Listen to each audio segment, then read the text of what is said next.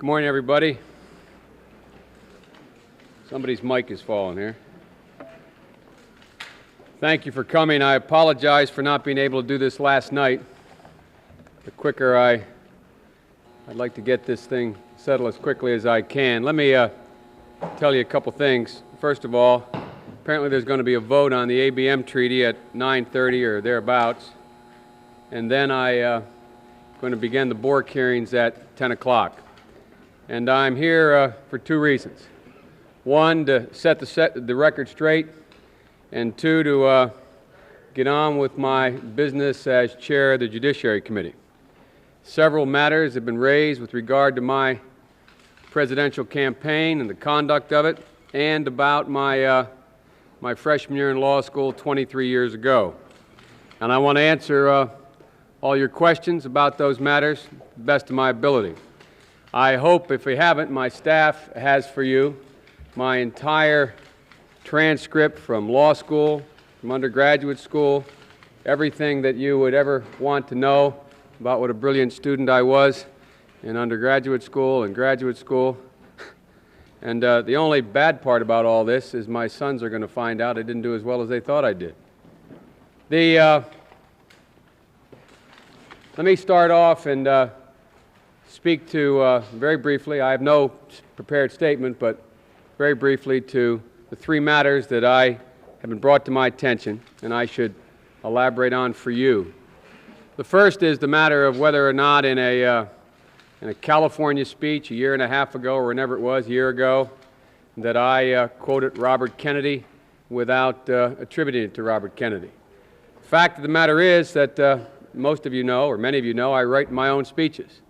This speech I did not write. I honestly thought the paragraph that was referred to as was a piece of brilliant work by my staff, just as the lines that they have come up with, I would say the more original lines in any campaign of just the broken hearts line and others when they, and the quote related to, if I'm not mistaken, I later learned it was a quote related to that all these things do not measure the sanctity of our marriages, etc.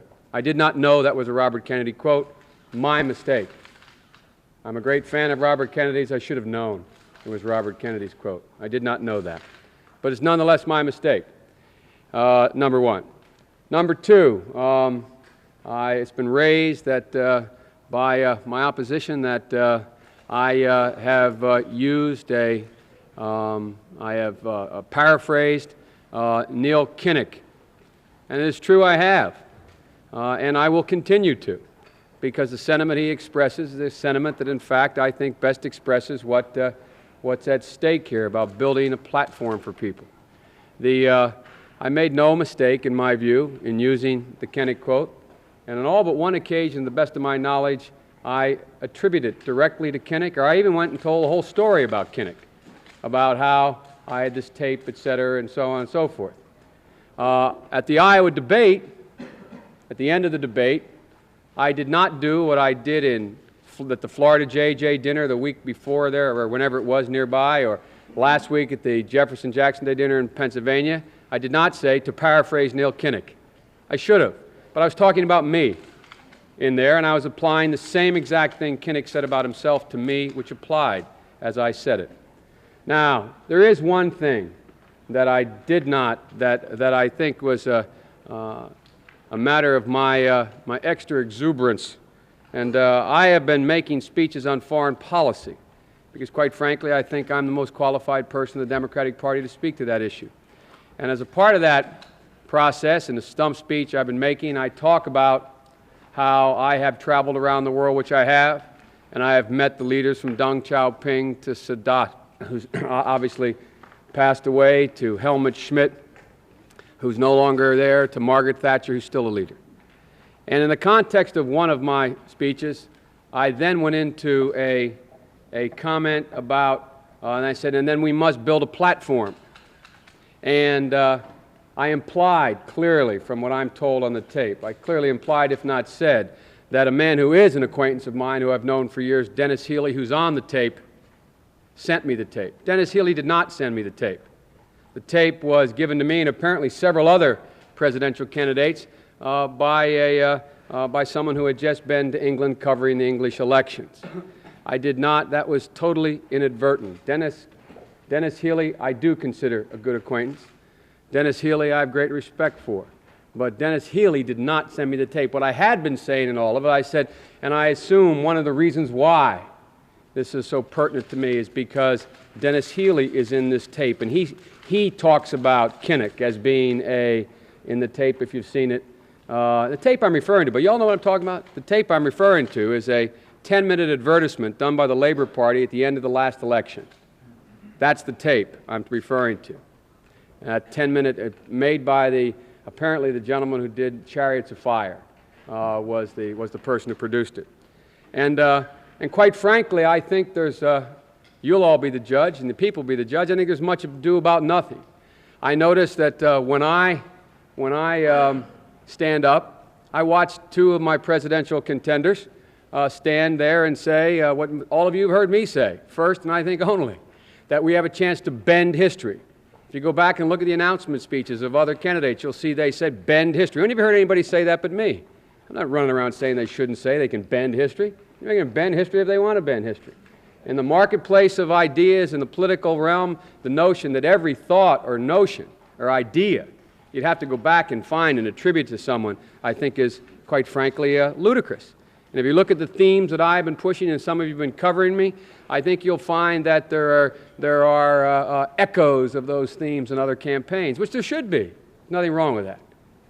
Now to the tough part, as far as I'm concerned, my record in law school. I made a mistake. When I got to law school, and you will be given the entire record, I did not have this record. I had sent away to Syracuse for the record. They had sent me the record, but they did not send me the material that's the most pertinent, not because they kept it from me. It was on my record. There's a course called Legal Methods. And it's the course, some of you are lawyers. Every freshman in law school, at least at Syracuse, has to write a legal memoranda the first 6 weeks they're at school. And the purpose, I believe, if I recall correctly from 23 years ago, is in fact to teach you how to use the library and to write a legal brief. And what you do is you're divided into groups, and there were 30 people started off in my class. We ended up graduating, I think, 86 or 87. I graduated 76 out of that bunch. The fact of the matter is that we started off and they divided us into groups. And what they did is, what you would do is, I would check your paper, you would check my paper, and she would check your paper. And part of the mark was also the ability to critique and show you could really rip apart the other person's paper. I hope I didn't say anything wrong. I'll wait if you need that. The stills are dead? Well, I'll jump up and down that or something.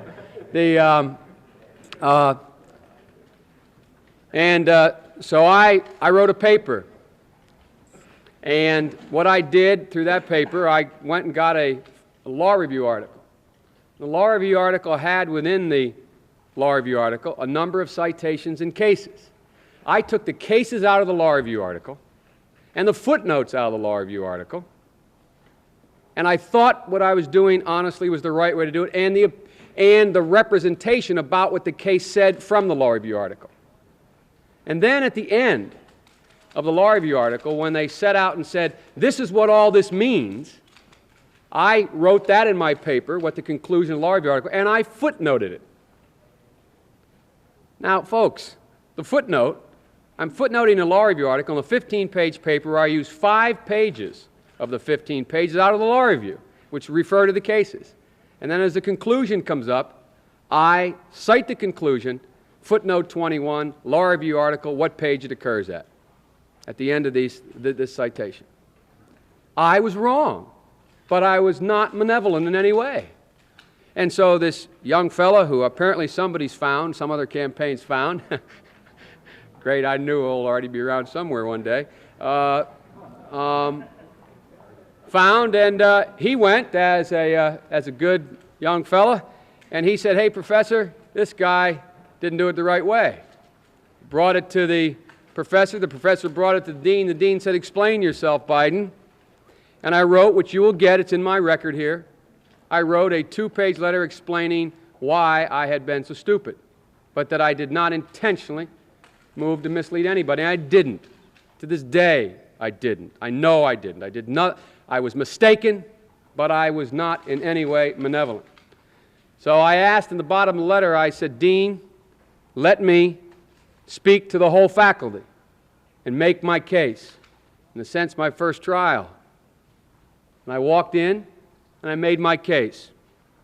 The dean told me afterwards, later that afternoon, that in fact what they were going to do was make me take an F in the course for this semester if I made it through the remainder of the school year and were still in good standing the second year, not related to anything ethical or unethical, just made it through in terms of my grades, because they told us when we got there they're going to flunk 40 of us out. If I made it through, then I'd have to repeat the course, the legal writing course.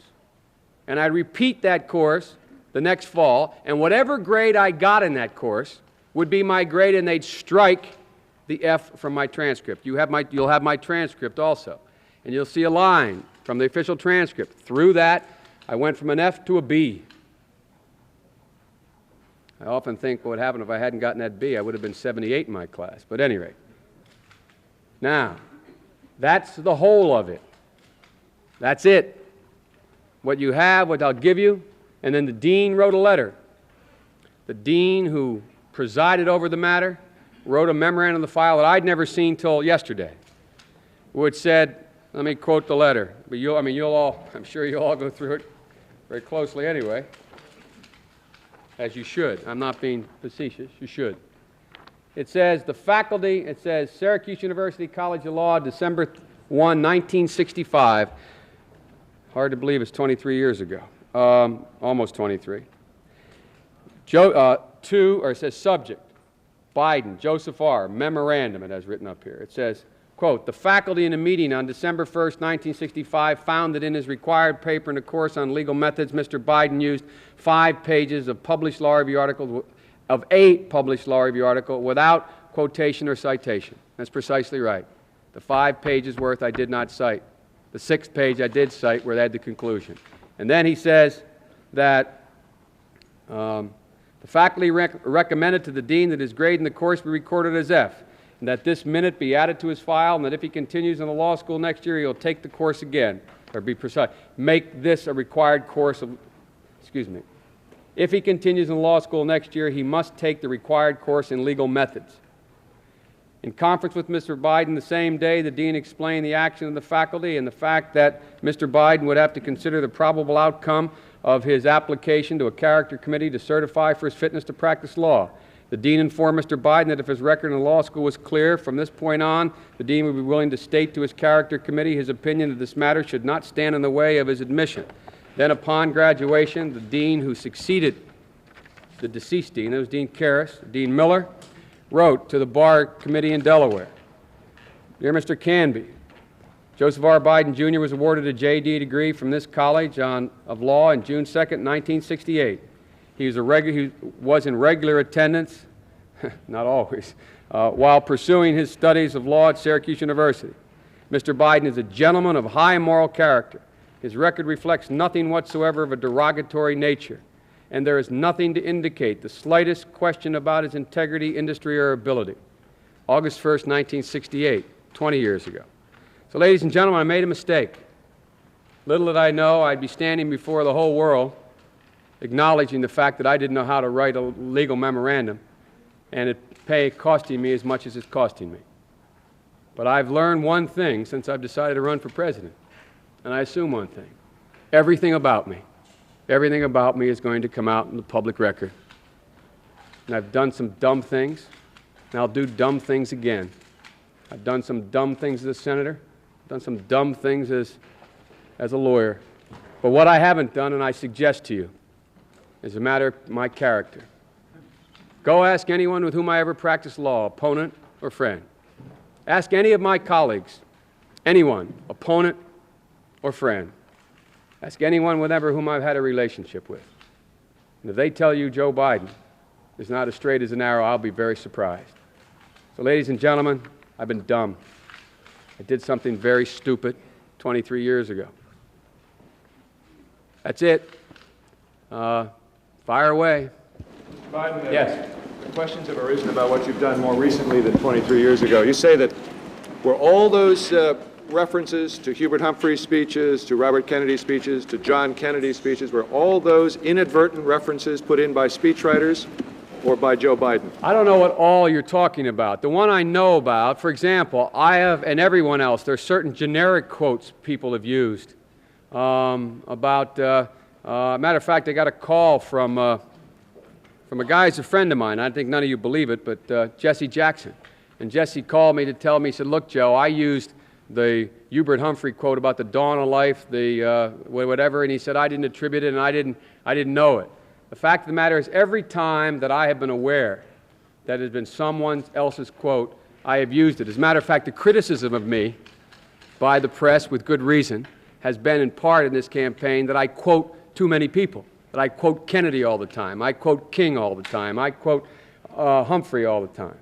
So what I'm saying to you is that if and when I've ever quoted anyone without saying this is their quote, it's either because, as I say in some speeches, listen, can you hear the voices? Let the word go forth. I don't quote anybody, everybody knows that. When I haven't attributed, it's either because, in fact, it's been clearly known by everyone what it is, or I honestly did not know I was quoting somebody else. And I want to say one other thing. It's ironic to me, and I guess it's, you know, it's all comes with the territory. But I don't know anybody else other than Reverend Jackson who's had as much original material as I have had in my speeches. And the irony is I'm standing here talking about whether or not my use of someone else's quotes are the essence of who I am and what I say and what I stand for. As honest as I can answer your question. Senator, what effect do you think this might have on your presidential campaign? I don't think it will have any effect, but I don't know. You all will make the judgment about that. It'll all depend on how you write it. I don't mean that. I'm not being smart. It'll all depend on the American people looking at me. They're going to look at me and say, is Joe Biden being honest with me? Or is Joe Biden not being honest with me? I'm being honest. And if they conclude that my mistakes and my attitude, in addition about these other two matters, the quotes and the rest, is not right, then, well, they have a right to say not me. But Senator, when did you find out that the Kinnick material? yes. Before the Iowa debate, did you sit with that videotape and learn his gestures and memorize the words? And could you explain why at the beginning of that close you said that you had been thinking about what you wanted to say? I sure can. Thank you for asking me. The answer is yes. I looked at that tape. I was moved by that tape. We sat down, I turned it on, I said, my Lord, look at this guy. Look at what he is expressing here. And I looked at it once and I didn't have to look at it again. And what I would do out on the stump, I'd say, I saw a tape from Neil Kinnock where he stands there and he's angry. And he looks out at his people and he says, why am I the first Kinnock ever to go to a university? It doesn't take much if you feel that, folks. You don't have to look at that 10 times. I saw that and it was a connect. I mean, I could tell how that man felt. And it's how I feel. It's how I feel about what my party's about and what I'm about. Why in the Lord's name am I standing up here as a presidential candidate at 44 years old? Because I'm so much better than the rest of... I honestly think it connected with me. My father's smarter than I am. So is my mother. Why me? Because they gave me a shot. And that's the notion I was trying to communicate to people. And I used Kinnock to communicate it. Now, what I did in the speech, I landed at the airport. I know you all know that I don't spend a lot of time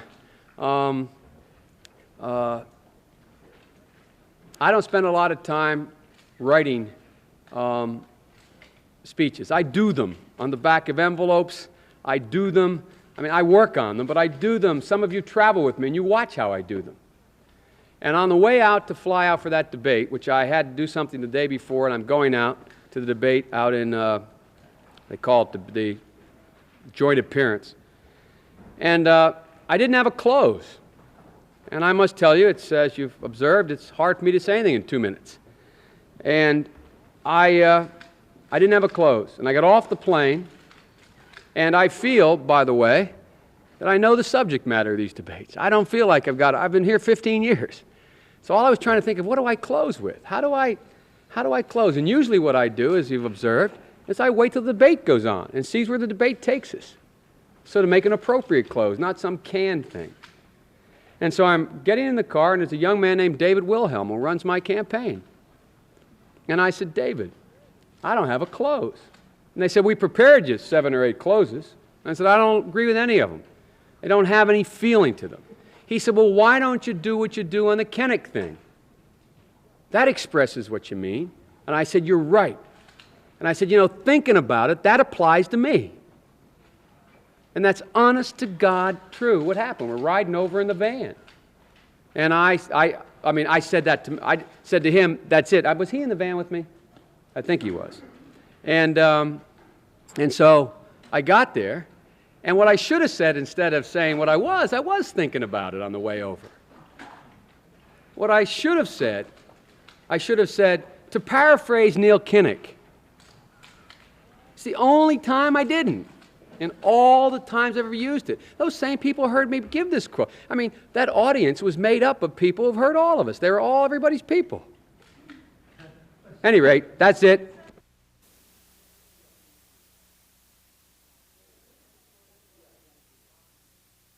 Senator, yes. The remarks in California were Kennedy's remarks. I don't know. I don't remember, but if you notice, after that, I think there were several times after that, I used it and attributed it to either a famous person or, to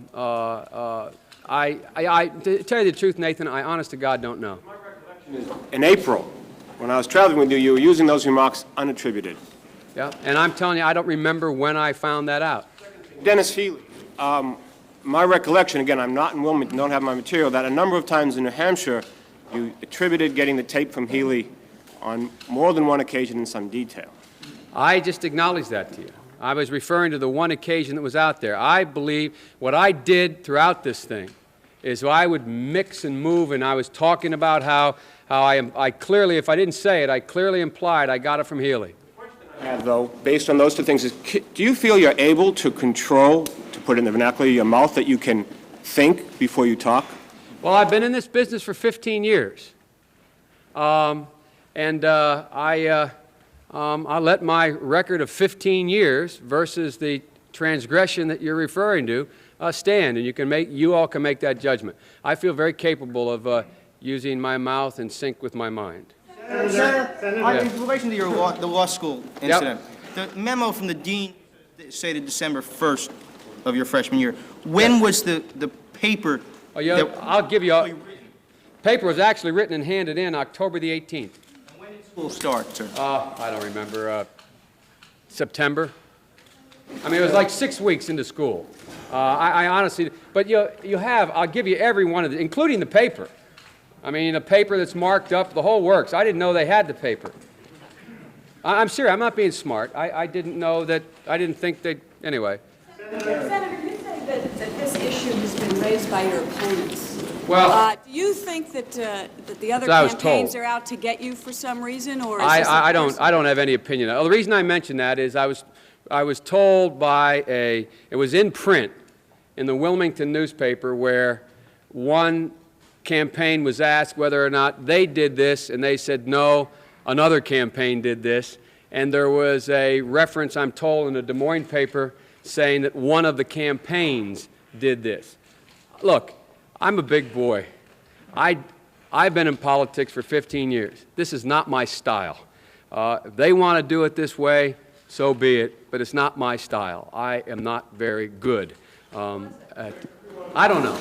You all will find that out, I'm confident. Senator, a lot of Democratic leaders are saying that the real question is not whether you borrowed some textual material, but whether your vision, which is supposedly one of your strong points, is real or whether it's borrowed. And they cite not only these examples, but the fact that you seek often to identify yourselves with the Kennedys and Martin Luther King and the activism of the 60s, even though your record is somewhat at odds with that, that you were not greatly involved in civil rights, you were for the war, and you even thought of running for office as a Republican. How do you answer those people? No, well, first of all, we've talked about this a lot, you and I. That's not accurate, by the way. I mean, that's kind of a... Anyway, let me answer the question. I don't know anybody who has run for public office, who has tried to communicate a great idea, who hasn't gone back and used other great ideas to make those motions. I mean, I recall Robert Kennedy quoting, he did not think up, if I recall, the notion that some men ask. You know, that wasn't his, but it conveyed what he meant. It didn't mean he associated himself. When I quote Edmund Burke in these hearings, I'm not quoting Edmund Burke because I agree with his conservative views, but because the point he's making allows me to communicate in eloquent language the point that I want to make on that specific instance, number one. So, I mean, I don't quite understand this. But second point I'd like to make is that, that with regard to my almost running as a Republican, that is not correct.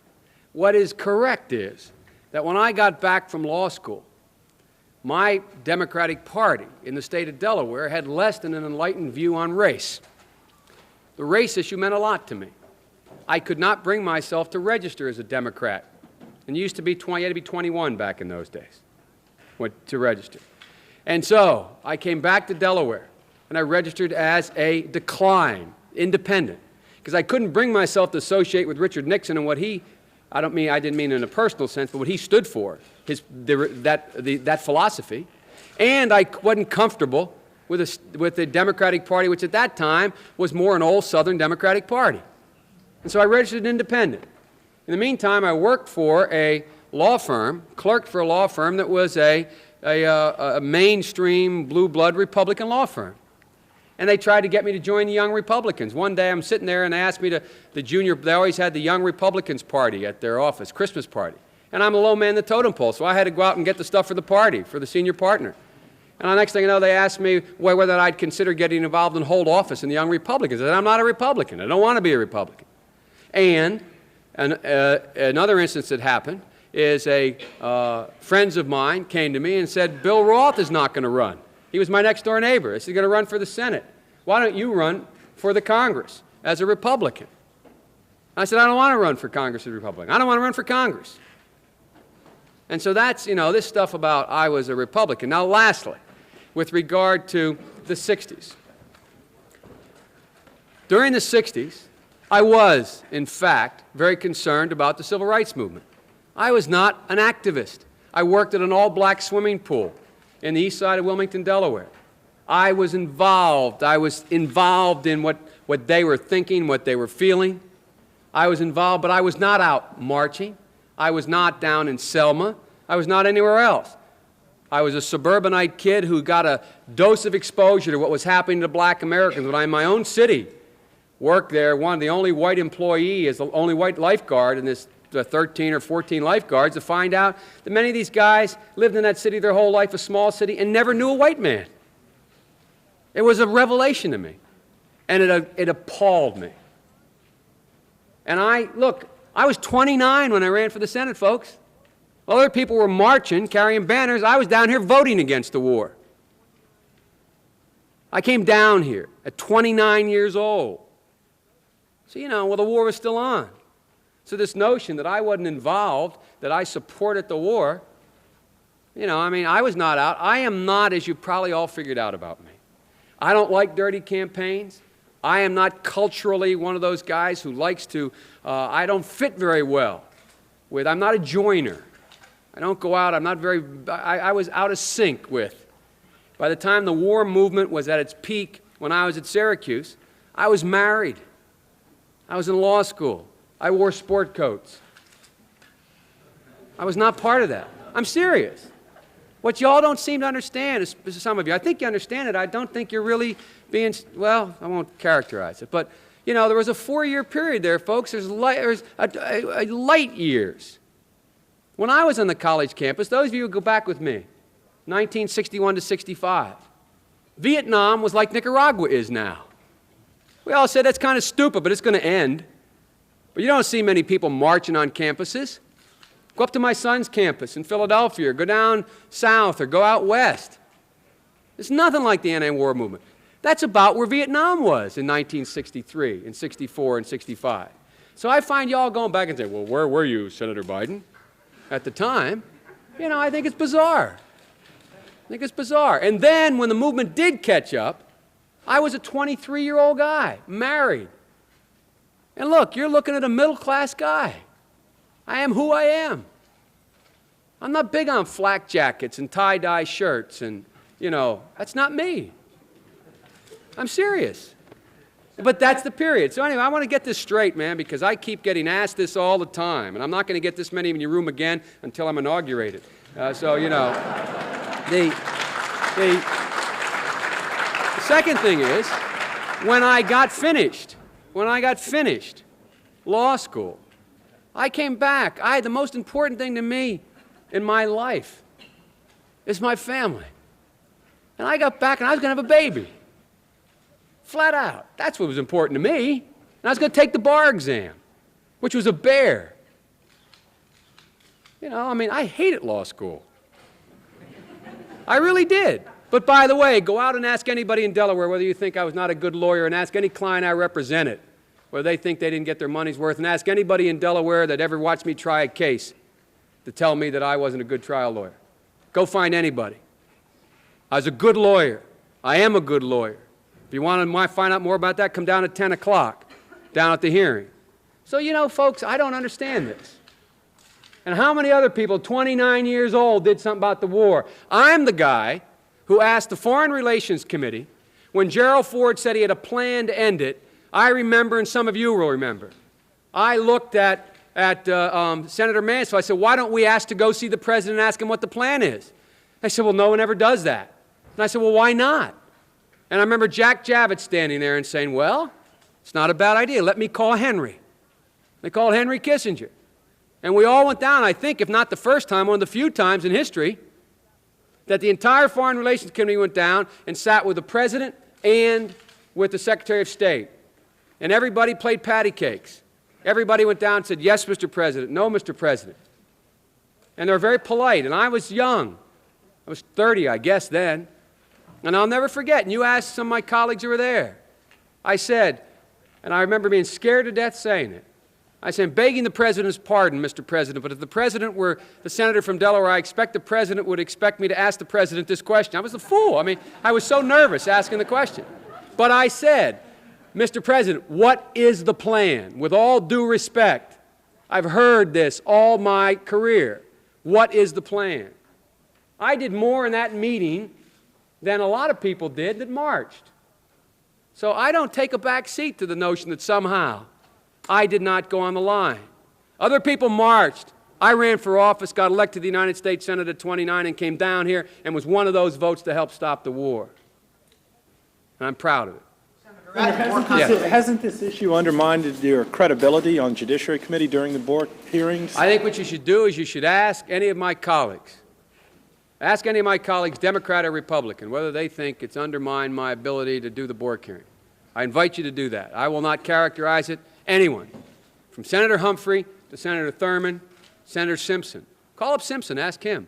Call up Thurmond, ask him what he said to me yesterday. Look, this place runs on honor. This place runs on honor if it's going to work. And yesterday, when I got this record, I called all of my colleagues and I said, will you give me a matter of personal privilege? I want to explain to you something. I talked about my record. I sat them all in there. It's not an easy thing to do, folks. Something I have to do. It wasn't a hard thing, but it wasn't easy either. You ask them what they think. You ask them what they spontaneously said to me.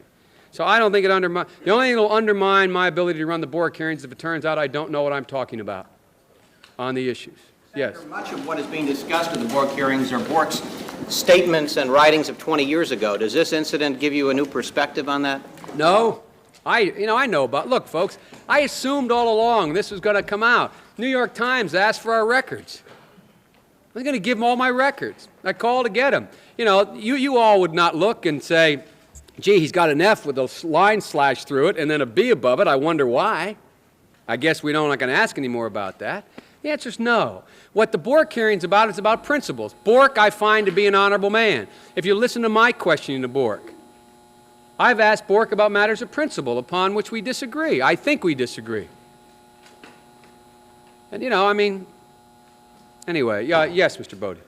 Senator, the timing of particularly the Syracuse matter has led some to suspect that perhaps Republican opponents have been at work digging out your records. Do you have any suspicion along those lines? I don't know whether my Republican opponents or Democratic opponents.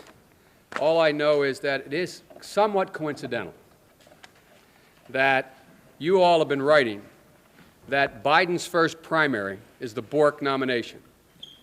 I know every one of my opponents in one form or another have been saying, geez, I'm not sure I want Bork to win, but I'm not sure I want Biden to do well either. They've got a dilemma. It's a conundrum. You know, I mean, they've got a problem.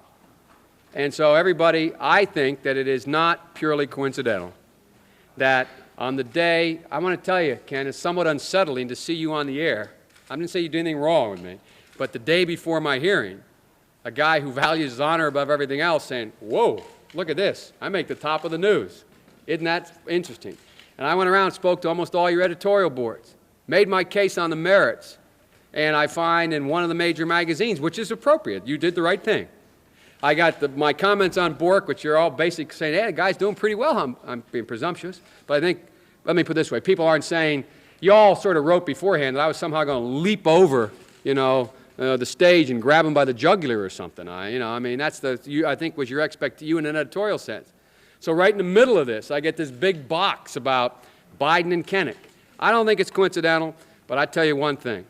My learning curve is moving on this presidential race, and I want to tell them all, I'm in this race to stay, I'm in this race to win, and here I come. Thanks a lot, folks.